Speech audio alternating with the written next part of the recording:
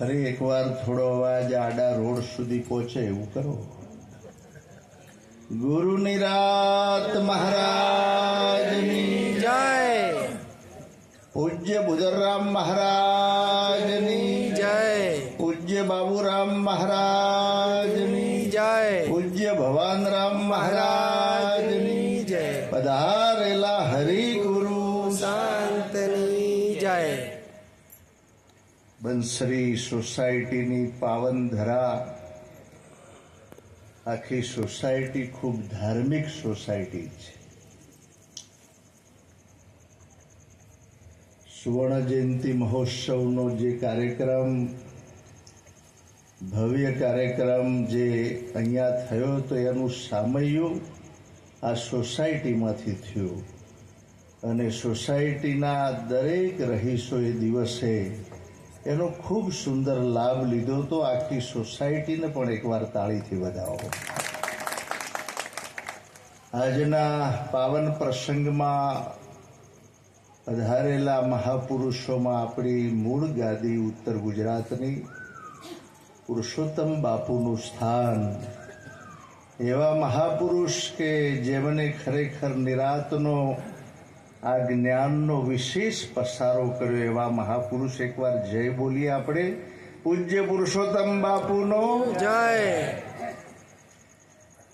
ત્યાંથી પધારેલા ગાદી ઉપરથી આપણા પૂજનીય બાબુરામજી મહારાજ, જેમની છત્રછાયા પરિવારમાં આશીર્વાદ મળ્યો છે, એવા ભવાનરામજી મહારાજ હમણાં સુંદર વાત રજૂ કરી અને પ્રમાણ સિદ્ધ વાતો એવા અમારે પ્રવીણરામજી મહારાજ, દશરથરામ મહારાજ અને ઘણા વર્ષોથી મારે ખૂબ નજીકનો પરિચય છે એવા પાટણથી પધારેલા ભીખારામજી મહારાજ, સુજનીપુરના પણ બધા સંતો પધાર્યા છે અને માલોસણાથી પણ અમારે યોગેશરામ મહારાજ પધાર્યા છે, વિષ્ણુરામજી મહારાજ સભાનું સુંદર સંચાલન કરી રહ્યા છે, બળદેવરામ મહારાજ, એમને તાળીથી વધાવો. આવા જે કંઈ મહાપુરુષો બધા જે અહીં પધારેલા, સભાને પણ ખરેખર આપણે વંદન કરીએ, કારણ કે સભા જો ના હોય તો બોલવું કે ના આગળ. જે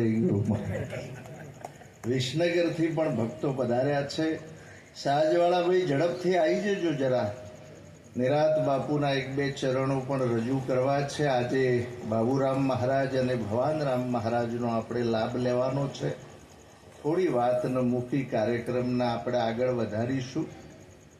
આજે જે મહાન વસ્તુ, એક આવતીકાલની એક જાહેરાત કરું છું.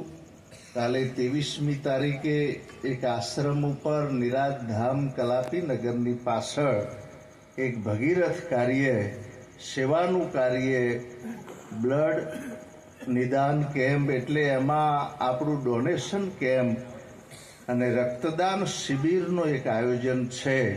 એટલા માટે બધાને પણ આમંત્રણ છે. સવારે 9 થી 1 વાગ્યા સુધી રક્તદાન શિબિર. અહીંયા બ્લડ બેંકોમાં અત્યારે હાલ પણ લોહી ખૂટી ગયું છે, તો રક્તદાન એ મોટું દાન છે. આપણી અનુકૂળતા હોય તો આપણે લાભ લઈ શકીએ. અહીંયા અમારે કિરણરામની જે વાત કરું તો 66 વખત એમને લોહી આપ્યું છે. એકવાર તાળીથી વધાવો. રમીલાબેને 12 વખત આપ્યું છે અને એમના દીકરી અને દીકરાએ 6 વખત લોહી આપ્યું છે. ફરી એકવાર તાળીથી વધાવો. આપણે પ્રેરણા લઈ શકીએ. લોહી આપવાથી આપણા શરીરની પણ શુદ્ધિ થાય છે અને એક બોટલમાંથી 3 બોટલ બને છે અને એમાં 3 દર્દીને પણ એનો લાભ મળે છે.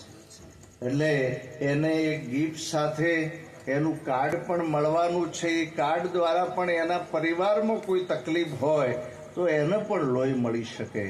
એટલા માટે એવી એક સુંદર વ્યવસ્થા, જેમને અનુકૂળતા હોય એ સવારે આપણે લાભ લઈ શકીએ રક્તદાનનો. એકવાર જય બોલો સદગુરુ મહારાજની જય. નિરાત બાપુના બે